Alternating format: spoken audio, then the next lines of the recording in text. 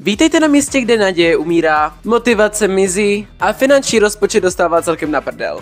Vítejte na pracáku! Zde na tomto místě se rodí velcí hrdinové, anebo také další sociální případy. A my i s naším luxusním štábem jsme se to dneska rozhodli tady trošku omrknout.